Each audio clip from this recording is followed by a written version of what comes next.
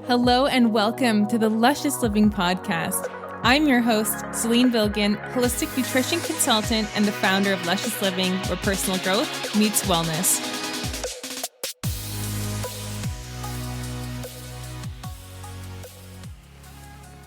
Ladies, we've heard that PMS is a feminine curse, and it's time to bust that myth. Did you know that your period is actually a sacred and beautiful time for you? It doesn't feel like that when you have symptoms of cramps, bloating, nausea, headaches, and more. And I'm here to tell you it does not have to be that way. Did you know that you can use nutrition to ease those symptoms? Did you know that you have 4 different phases of your menstrual cycle? Yes, you can learn to optimize each of these phases and really understand your body and understand why you're more motivated in some times of the month and more excited to work out or more wanting to stay in, or you are just more intuitive in certain phases as well. Learn to understand your body, love yourself even more. This is all talked about in my best-selling book, The Painless Period Guide. Grab a copy for you and a friend. The link to purchase is in the description. Hello. Welcome back to another episode. I have a bit of a cold, so if you hear me a little bit stuffy, your girl was traveling. I visited Victoria. One of my best friends had a baby. And I hopped on over to Vancouver and saw some of my other close friends. Oh, my heart feels full, but my brain feels a little stuffed up, but that's okay. I did notice, I will say, so there's a Whole Foods that just opened up as well. I was leaving when I used to live in North Vancouver. And I actually want to talk a little bit more. This is not going to be the episode on that, but about what I do when I'm especially traveling and I have a cold, because this cold has been extremely minor. Obviously, if I was super sick, I wouldn't be recording this. But yeah, no, it's been fine. And I really believe it was all from my high dose of vitamin C. I didn't have any of my regular oregano oil or echinacea that I could have easily picked up. But I really do know that the mushrooms that I take, like reishi, cordyceps, and even adaptogenic herbs like ashwagandha and astragalus, all have been really effective at managing stress and immunity as well. So let me know if you're interested in a whole episode on plant-based immunity. I do have a specific podcast episode on how to not catch a cold that I'll link, but it's a little different. And it just makes me feel strong and resilient on the inside as well. And when I do have a cold, it is extremely minor. But I just wanted to say that in case my voice was coming off a little differently. So what I want to talk to you about today is really about binge eating and the truth about binge eating. I am going to get through this podcast episode without crying because it is very personal. And when I was in Vancouver, I realized, people kept telling me how different I looked. And I hadn't been there for 3 years. And I do look different because at the time when I lived in Vancouver, I was deeply struggling with binge eating. And I thought it was purely psychological, that something was wrong with me, or it was spiritual in nature. It was my, solar plexus chakra. It was my root chakra. It was, I don't know, I really did think it was more spiritual or psychological in nature. And, I thought I had to seek out therapy. And of course, that might, for some of you listening, might mean that therapy is a beautiful option. So I don't want to at all disregard that. But what I'm saying is I didn't know what I didn't know. And I wish I knew this from the start. And in a way, my transformation is really here to uplift my message here. And I want to share with you, if you're struggling with binge eating or loss of control with food, I really want to share with you my story and in hopes that it will also impact you positively and allow for some freedom there. So in the depths of my binge eating cycles, my days would look like this. I would start the day with a bulletproof coffee because I heard it helped with weight loss. And I was all about that high fat diet trend when this is the thing with diets, right? So high fat does not work for me. And, but I did it because I thought it was going to help me lose weight. I also did other crazy diets like Banana Island. Banana Island is literally when you just eat bananas for a week straight. Like, to me, that does, I look back and I'm like, maybe I should have gone to therapy because that is really, really illogical as well. But I would hear people's stories online and they were raw vegan, they did Banana Island and they had lost weight. So I was desperate at that point. I also tried high carb. There was a channel, and I met her actually. She's lovely. So this has nothing to do with her as a person, but a high carb Hannah. And so I was like, oh, maybe I can have high carb foods. And so I started to have a lot of rice, and I would have bowls of rice. And actually with my body type, I am more sensitive to grains, especially white grains, and just genetically white rice is not really a part of my makeup. And so, of course, now looking back, well, obviously it spiked blood sugar because I would just, and it was something that I had very little control over. Even to this day, I don't like to eat a lot of rice because it's just so easy to eat so much of it, and it just doesn't work for me. But I would eat these bowls of rice because I was thinking, well, okay, high carb Hannah, she's super slim. She lost a lot of weight through that. And if she has a cool story, by the way, if you look her up on YouTube. And, and then I was like, oh, well, people in Japan and China are slim and they eat rice all day. Well, then I can do that too. And so then I would start to eat bowls of rice. And the weight kept climbing and climbing and climbing. And I was just tired all the time. Of course, just lack of blood sugar balance here. Or if it was a baguette or it was almond butter, like I would just crush almond butter. It was crazy. And then, I was also in a very unhappy time in my life at that point where I was living in a basement suite. I just moved to Coquitlam, which is a suburb right outside of Vancouver. I was in a relationship that I was not happy about. I was not loving my job. And it was just a recipe for not happy Selin. And so that's why I thought it was emotional as well. But I always had an interesting relationship with food. And of course, this is after bulimia, by the way, for those of you who don't know the full story there.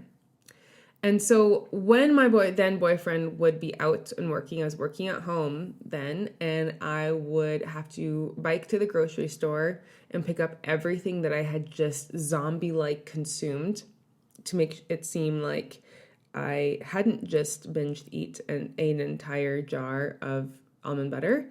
Or I would, if we had, say, like a little bit of baguette, I would crush the whole thing, and then I would buy one and then break off some and eat more of that just to make it seem like none of this actually happened. So it was a lot of secrecy around food in that way as well. And I remember that secrecy around food started a few years back when I had broken up with this person in the past, and then I was living on a farm, and she actually had these Cliff Bars, and I would she was like really cool if we had Cliff Bars, but I would just have it secretly in a way. It was weird. Anyway, so I developed all these like secrecy around foods, and if you notice as well, there's lack mentality as well, and that's a whole other podcast episode. And so all of that was kind of floating through my brain, and I would have anxiety about food every single night. Like, oh my God, here we go. Am I going to binge eat? No, I'm not. Have some self-control, Selin. And I was especially sugar. I remember at one point, I was taking spoonfuls of maple syrup. And this is, you guys, this is so vulnerable for me to share, but it's like, I'm feeling called to share. Like, there is definitely someone out there who needs to hear this as well. And know that there's light at the end of the tunnel. And I remember even when I lived in a different house in Vancouver, I remember just buying a large pizza and just eating it to myself. And so, yeah, it was a miracle if I didn't do this. Where there's only 2 to 3 days max where I would eat quote unquote normally. And that was the longest I could ever go. And so, of course, I wanted to seek out answers. I tried a spiritual weight loss coach. I would do meditations and hypnosis. I had a personal trainer. I was trying different diets.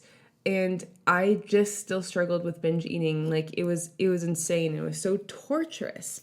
And I thought it was all emotional, spiritual, mental. And it wasn't until I was studying nutrition, and this is only 3.5 years ago now. And I started, or I guess 3.5 to 4 years ago, that I learned, oh, my macronutrients are completely off balance. The carbs and fat was very high for what I needed. Protein was very low. I had no idea that I was deficient in micronutrients like magnesium. I had no idea that I wasn't eating enough during the day, or I wasn't eating consistently. I was definitely skipping breakfast because, again, weight loss. I was definitely skipping lunch because weight loss. And then just at night, this monstrous side of me came out. And again, I thought it was purely psychological.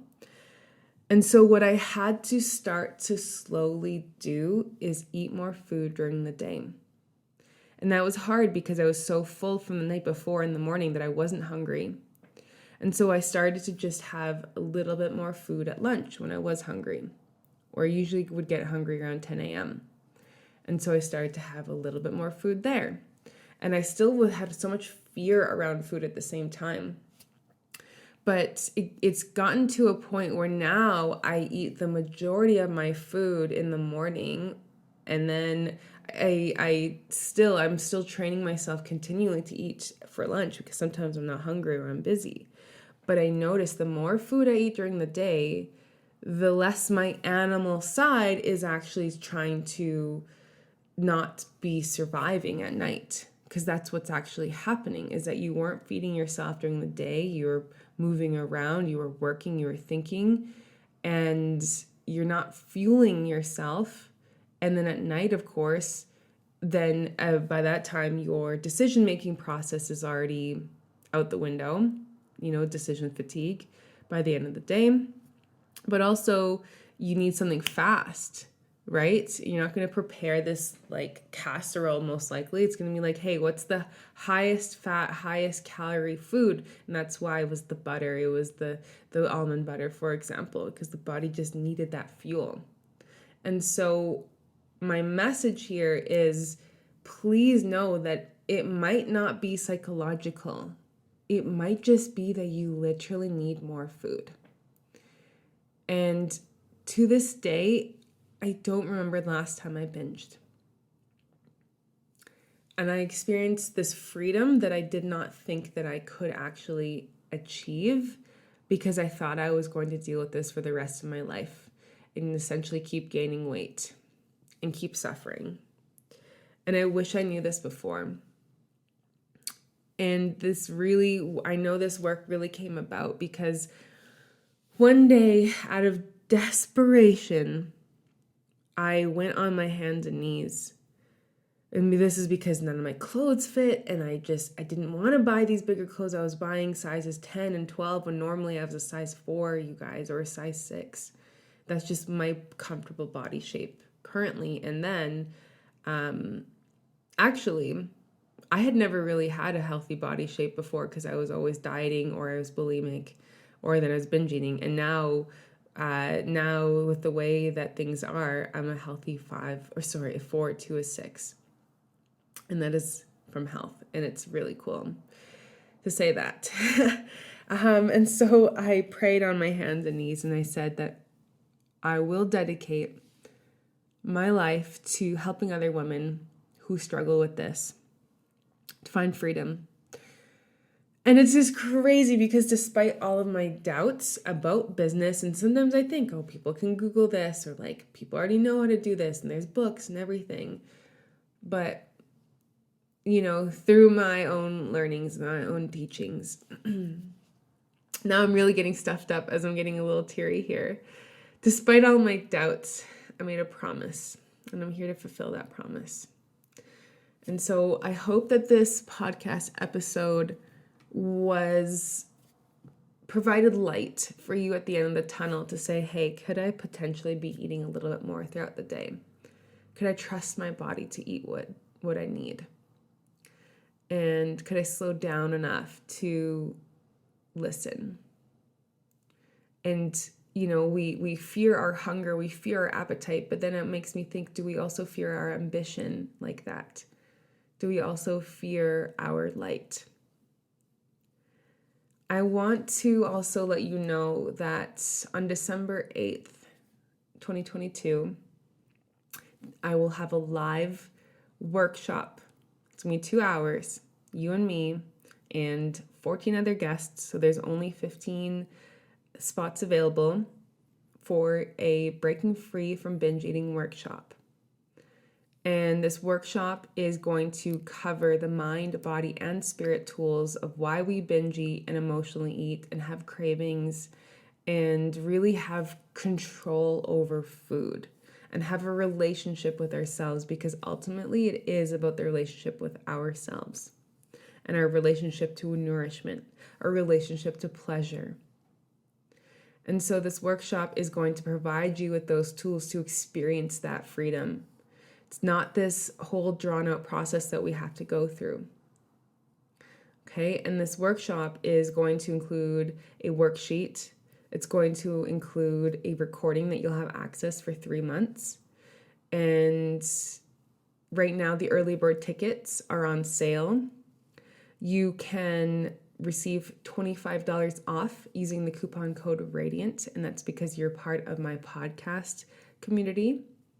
And if you are an existing client or have been a client over the past 3 years, then you get a $50 coupon code, and I will invite you to DM me on Instagram or email me for that specific code as well.